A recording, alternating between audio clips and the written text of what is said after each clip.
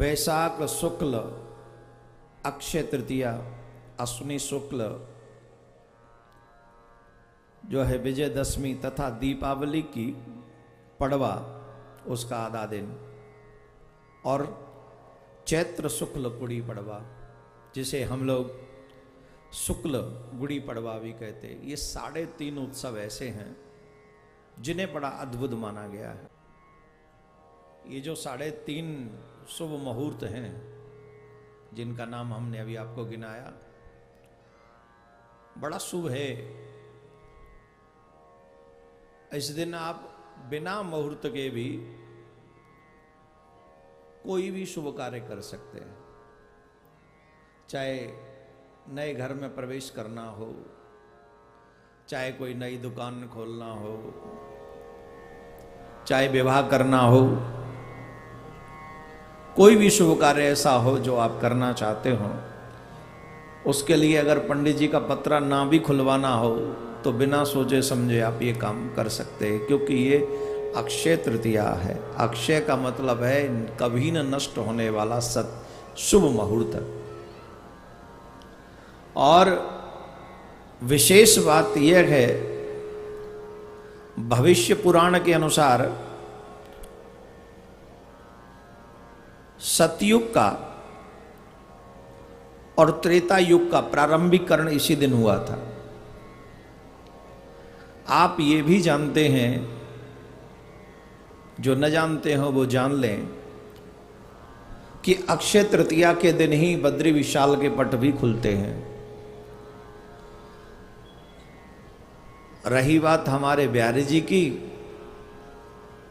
तो आप सभी जानते हैं साल में एक ही बार बिहारी जी महाराज के चरणों का दर्शन होता है, वो अक्षय तृतीया के दिन ही होता है। इस अक्षय तृतीया में जो भी मनुष्य कोई भी शुभ कार्य करते हैं, कोई भी, वो अक्षय हो जाता है, कभी न मिटने वाला होता है। चाहे भजन करें, चाहे कोई तप करे, अनुष्ठान करे।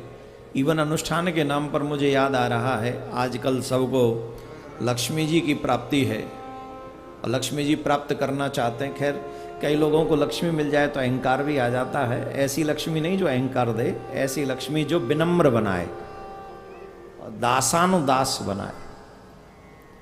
तो ऐसी लक्ष्मी प्राप्त करने के लिए भी हमें अक्षय तृतीया के दिन पाठ कराना चाहिए।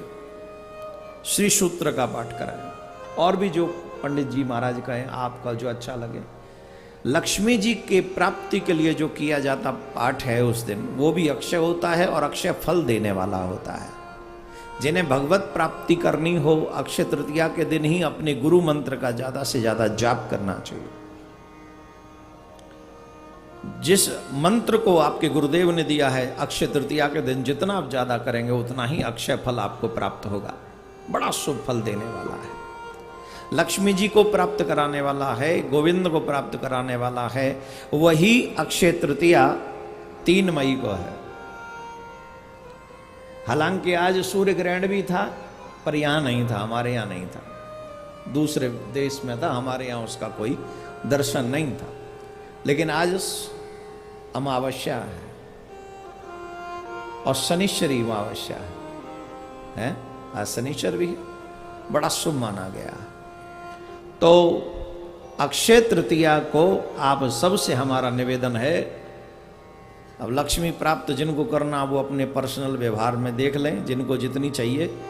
लेकिन गोविंद की प्राप्ति के लिए आप अवश्य अपने गुरु के द्वारा दिए हुए मंत्र का जाप करें, ज्यादा से ज्यादा। फिर हम बता रहे हैं, कुछ भी आपके काम आने वाला नहीं है सिवाय ठाकुर जी के नाम के। इसलिए उस दिन अक्षय तृतीया के दिन इस कथा को सुन लें आप सभी। अक्षय तृतीया की कथा जो है, व्रत मुहूर्त बड़ा शुभ है, भगवान के भजन का फल अक्षय हो जाता है। और इस दिन जो भी हम लोग दान पुण्य करते हैं वो कई गुना, अक्षय का मतलब है कभी न मिटने वाला, कभी मिटेगा ही नहीं। तो उस दिन हमें हो सके तो किसी आध्यात्मिक जगह पे जाना चाहिए, गंगा यमुना में स्नान करना चाहिए, ब्राह्मण देवता को बुला के दान पुण्य इत्यादि करना चाहिए, गौ की सेवा करनी चाहिए। और भगवान के नाम का ज़्यादा से ज़्यादा जाप करना चाहिए। जितने भी पाठ स्तोत्र आप पाठ कर सके करें। तो अक्षय तृतीया के दिन इन सब चीज़ों का ध्यान रखें। और आप सबको अक्षय तृतीया की बहुत बहुत शुभकामना। बांके बिहारी आपके सब मनोरथ पूर्ण करें, प्रिया कांजू आपकी इच्छा पूर्ण करें।